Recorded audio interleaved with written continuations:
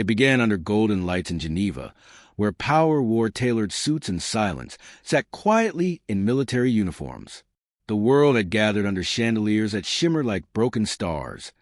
Prime ministers, generals, delegates, and quiet watchers in polished shoes. It was supposed to be just another summit on African stability, another day of diplomatic theater. But everyone in that hall knew this wasn't going to follow the script. Captain Ibrahim Traoré entered first. No grand entrance. No entourage.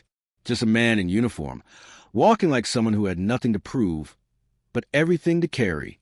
His eyes were steady, not with arrogance, but with the burden of a forgotten continent. Every step he took was deliberate, echoing louder than applause. And without a word, the room leaned in. Moments later, Donald Trump arrived, swaggering in a dark, expensive suit, flashing that familiar grin to the cameras like he was still on the campaign trail. The flashbulbs greeted him like old friends. Behind him stood Senator Frank Delaney, aging, loud, and confident. And across the room, Ambassador Julia Whitmore watched, arms crossed, her gaze sharp. At the center stood moderator Linda Chavez, her hands clutching the clipboard a little too tightly, sensing what was coming. The air buzzed with a kind of stillness, the kind that lives in a courtroom before a verdict or a storm before it splits the sky. Then, without waiting for protocol, Trump stepped forward. He adjusted his tie, smiled for the cameras, and locked eyes with the man across from him. "You took power with guns, not ballots," he said. "What makes you think you belong at this table?" The words hit like thunder. No one moved. No one breathed. There was no polite chuckle to smooth it over. Just a crackling silence that settled like smoke in a room. All eyes turned to Captain Traoré. And in that spotlight, he didn't flinch. He didn't break eye contact. He didn't shift in his seat. He simply leaned forward just slightly and asked with the calm of a rising tide, "Is that your question?" No anger, no sarcasm, just a quiet, steady voice, a challenge disguised as clarity. Trump's face shifted. Not much, just enough, a twitch in the corner of his mouth, the flicker of a poker player caught in the wrong hand. He had thrown a punch. Traoré hadn't even blinked. Linda Chavez hesitated, lips parting, ready to regain control, but she didn't, because she knew the summit wasn't about politics anymore. It was about presence, truth, and the silence between the questions. Even Ambassador Whitmore looked away, her gaze heavy with something like shame. Senator Delaney fidgeted with his pen, no longer so loud. But Trump wasn't done. He leaned in again, slower this time, sharpening his words like a knife. "No, Captain," he said, dragging the title like it was something dirty. "That's not my question. My question is this. Why should the world listen to you, a man who rose to power not with votes but with violence?" It wasn't just a question. It was a provocation, a trap, a test. But Captain Traoré wasn't playing games. He wasn't defending himself. He was defending a people. And what came next wasn't a response. It was a reckoning. He let the silence linger, long enough for the weight of the moment to settle. His eyes moved across the room, some faces skeptical, others searching, a few simply curious. Then his gaze returned to Trump. "I could answer you," Traoré said quietly, "but not in the way you expect." Trump raised an eyebrow, but stayed silent. Traoré continued, "Let me tell you a story. Not about me, about a woman named Awa." The room shifted. "She lives in the north of my country, in a village so remote most here wouldn't find on a map. Her husband was killed by men with guns. Her son taken. She had nothing. No shoes, no food, no one. And still she walked, not for revenge, for help." The hall quieted. Even the translation headsets seemed to hush as delegates leaned in. She found soldiers, mine. Young boys, really. Worn boots, little training, no support. But they listened, and they searched, and they brought her son home. He didn't raise his voice. He didn't dramatize it. He offered it plainly, like someone showing an old scar. Not for pity, but for truth. "That," he said, "is who I speak for. Not governments. Not cameras. For people like Awa. Forgotten. Discarded. Silenced. The silence that followed wasn't empty. It was full of breath held, of hearts heavy. Even those who had come to perform, to posture, to politic, felt it. Trump didn't interrupt. He didn't need to. In the back row, a young intern from the Kenyan delegation wiped her eyes. A staffer from the Spanish consulate paused mid-sentence. Across the world, in quiet homes, the moment reached televisions like a whisper through the static. And far from Geneva, in a dusty village, Awa adjusted her radio. She heard her name. She clutched the speaker like it was a heartbeat, and she whispered to herself, "He remembered us." Back inside, the lights somehow felt softer. The divide in the room was no longer between left and right, power and opposition. It was between those who knew the story now and those who couldn't forget it. Traoré hadn't delivered speech. He had delivered purpose. He didn't need volume. He didn't need theater. He simply placed his hands on the table in front of him, voice steady, gaze unwavering. He spoke like he wasn't in Geneva at all, but back home, under the weight of the sun and the dust of the earth. "I want to tell you about Awa." He had begun, and the tone in his voice had changed, not softer from weakness, but from reverence. In that instant, the room wasn't filled with diplomats or egos. It was a space where a mother's story stood on equal ground with policy memos and geopolitical jargon. She lived in a village with no roads, no electricity, he said. Her husband was killed in the night, her son just 10 taken from her arms. And still she walked. 30 miles. No map, no shoes, just dust and desperation. Until she found a soldier, Private Ethan Mali, 19 years old, the son of a peanut farmer. No formal training, boots falling apart. But when he heard her story, he didn't wait. That night, without drones or air support, just belief, he led a patrol into the bush. And he brought her son back alive. A black and white photo appeared on the screens behind Traoré. A barefoot woman, standing tall, holding a faded picture of her son. Her feet cracked, her eyes unshaken. The room didn't move. These weren't the stories that made headlines or memos. This was something else. Something fragile and defiant. And then Traoré said it. When Awa saw her son again, she didn't cry. She didn't fall. She just held him, like someone holding on to the last thread of the world. His fingers clenched briefly, then released. "I wasn't there," he said, "but I carried her story, because it's not rare. It happens every week, in places without cameras, in homes without roofs. No one moved, not even a cough."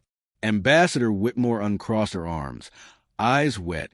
Even Senator Delaney, usually unmoved by anything without applause, leaned forward. And then, quietly, Traoré added, "Ethan was killed 2 weeks later. Another ambush. His mother received his boots in a torn envelope. That's all we had left to give." The room absorbed the sentence like a wound. In the West, Traoré said, leadership is measured in polls, in profits, in promises. But where I come from, leadership is measured in how many children come home, in how many mothers sleep without fear, in how many villages still sing. One cough echoed in the distance. Otherwise, only silence, not emptiness, but the kind of silence that means everything has just changed. The room had been quickly swallowed by stillness. Traoré stood at the podium, not as a man claiming power, but as someone carrying grief too heavy for one lifetime. "I didn't take this position to be called president," he said quietly. "I took it because silence was killing us. I wear this uniform not for power, but to remind the world that our pain matters, even when it's ignored." On the screens above the delegates, the image shifted. A simple grave, marked only by a wooden cross. A child's hand had left a single peanut flower beside it. The name carved into the wood, Private Ethan Mali, 2003 to 2022. In that village, Traoré continued, there's no monument, no news, no medals. But every year, Awa walks to that grave and leaves a bowl of water and a prayer. Not because he was a hero, but because he was the only one who came. The words hung in the air like smoke, and for a moment, time itself seemed to stop. The weight of Ethan's boots, the cracked earth under Awa's feet, The silence left by children taken in the dark. This wasn't politics. This wasn't about coups or military might. It was something far more dangerous. It was a call to conscience. And somehow, in that moment, the summit stopped being a conference hall. It became a confession booth. Delegates sat frozen, eyes lowered, some pretending to read notes they could no longer focus on. The usual buzz of cameras and chatter had faded. Even the air had changed, thick now, like it knew something sacred was happening. Then, from the back of the hall, came the faint shuffle of shoes on marble. No announcement, no protocol, just destiny. A woman rose, modestly dressed, a red scarf draped over her shoulders, her frame small and trembling. In her hands, she held a photograph like it was something fragile, something holy. She didn't walk like a politician. She moved like a mother carrying grief that had never found a home. Security hesitated. But Traoré raised one hand, not to stop her, but to invite her forward. She didn't take the podium. She didn't need a microphone. She stood beside it, eyes fixed on no one and everyone. "My name is Margaret Barlow," she said, her voice shaking. And then she held up the photograph. A boy, dirt-smudged cheeks, frayed shoelaces, a name scribbled in faded ink. Madhu Barlow, age 14. "This is my son," she whispered. "He died last year during a raid in northern Burkina Faso. He went back to help the elders. He ran to find his little sister. He didn't make it." The silence in the hall became unbearable. Not cold, but full, like everyone was holding the same breath, and none of them could let it go. "If your soldiers had come just one day earlier," she said, tears now falling, "he might still be alive." Traoré didn't flinch. He didn't defend. He simply looked at her, not with the gaze of a commander, but with the quiet, haunted eyes of a man who carries the weight of the ones he couldn't save. "But you came," Margaret added, her voice soft now. "You came. You tried. And I forgive you." The words landed like thunder, without sound. They didn't shake the walls. They shook the people in them. Across the room, a South African delegate quietly removed his glasses. A French journalist lowered her pen. Even Donald Trump, usually postured and stiff, now stared eastward, expression unreadable but stilled. Margaret lowered the photograph and looked around, not as a victim, but as a witness. My son's death had no headlines, no statements, no outrage, she said. Just a burial, just silence. But today, I needed the world to know he existed, that he mattered. Her hands trembled again, and Traoré, without fanfare, stepped down from the platform. He placed his palm gently over hers, the one still holding the photograph. "I failed Madhu," he said, voice nearly a whisper, "and I carry him with me every single day." Margaret sobbed, not from weakness, but from the unbearable power of finally being heard. "You were the only one who came," she whispered back. "Not the UN, not Europe, not even our past leaders. Only your soldiers came, with nothing but courage." And then the silence, the kind that doesn't ask for applause, the kind that comes only when something inside people breaks, and something else begins to heal. Margaret stepped back. She didn't linger. She didn't perform. She simply said, "Thank you, Captain. My son's death has a witness now." She returned to her seat, the red scarf trailing behind her like a flag of quiet defiance. And one by one, the delegates stood, not to speak, not to vote, but to honor. Not long after, others followed, not in applause, but in silence, a silence heavy with truth and grief and respect. Moderator Linda Chavez fumbled with her notes, her eyes welling with tears. For once, there was nothing left of moderate. In that moment, Margaret Barlow wasn't just a grieving mother.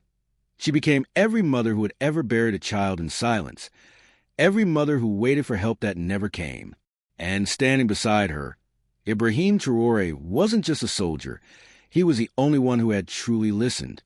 A reckoning had occurred, not in the chaos of a battlefield, but in the quiet, echoing stillness of a summit hall. And the world was watching.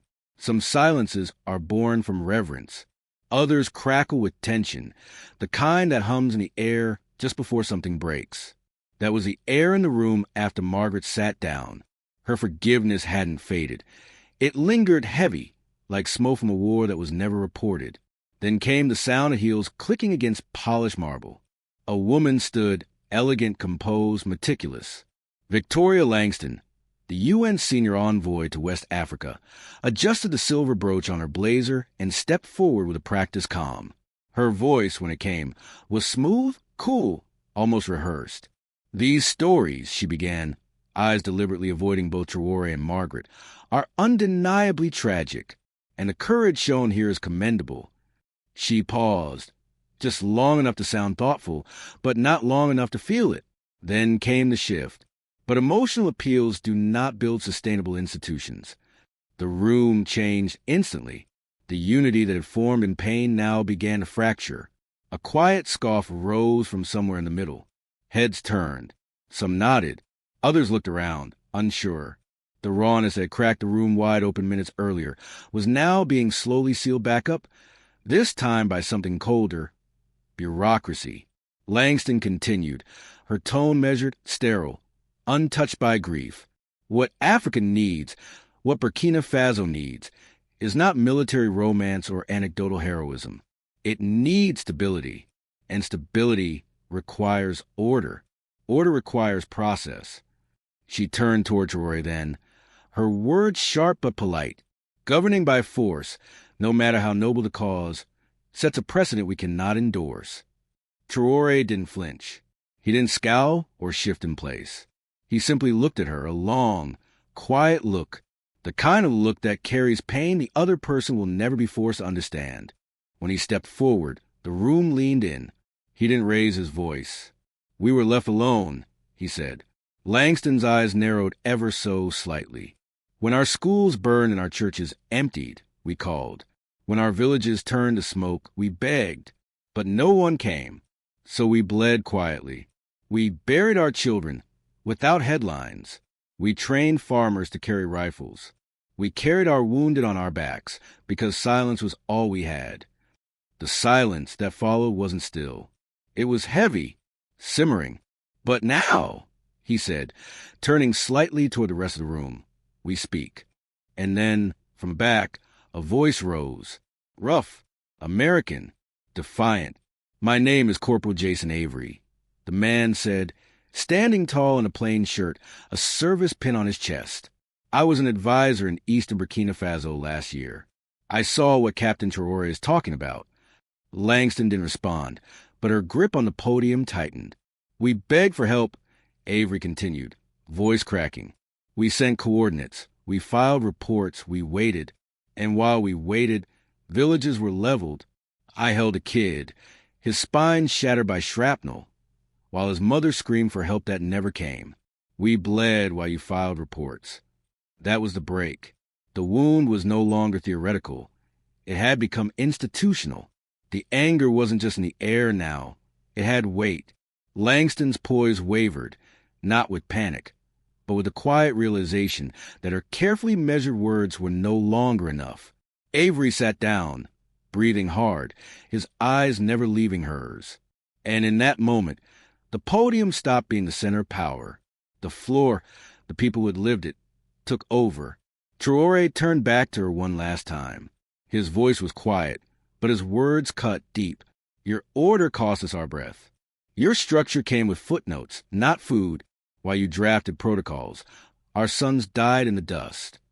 He didn't shout. He didn't need to. The fury wasn't his. It now belonged to the room. Ambassador Julia Whitmore dropped her gaze. Senator Delaney crossed his arms and leaned back. A journalist in the press box quietly closed her notebook, hands trembling just slightly. Langston stood motionless, composed. But behind her polished stare, something shifted. Subtle, but real, because she hadn't just been debated. She had been exposed.